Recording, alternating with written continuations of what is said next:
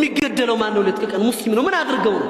ወንጀል ሰርተው የሰው ሀገር ነክተው የሰው መብት ደፍረው አይደለም። አገራቸው ላይ ተመጥቶ ነው የተግባር የሚፈጸመው። ምንድነው ወንጀላቸው? ላ ኢላሃ ኢላላህ ማለታቸው ነው።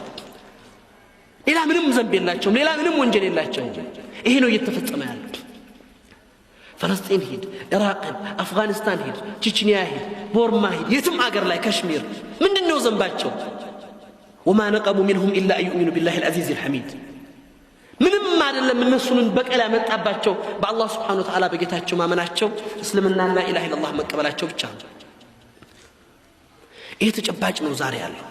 እስልምና ግን ዓለም ላይ ሚና በነበረበት ከፍተኛ ነገር ባስከበረበት ወቅት ላይ ምን ነበር የፈጠረው? የሌሎች እምነት ተከታዮችን ነበር ያዋረደው? የሌሎች እምነት ተከታይ አላግባብ እንዲገደሉ እንዲጠፉ ነበር ያደረገው? ለይሰ ከذلك ጠላትነታቸውን አወጀው። በእስልምና ላይ የተለያየ ሴራ ሸርበው የተለያየ ጥፋት አጥፍተው እስልምና ግን እነዛን ሰዎች በሰውነታቸው ተከብረው እንዲኖሩ ነበር ያደረጋቸው። ሰይድና ዐምር ብን አልዓስ ቀደም ባለው መልኩ ግብጽ ከገቡ በኋላ ግብጽ ላይ አሚር ሆነው ተቀመጡ።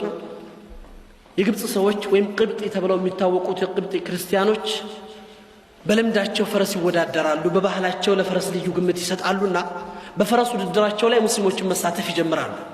በአንዱ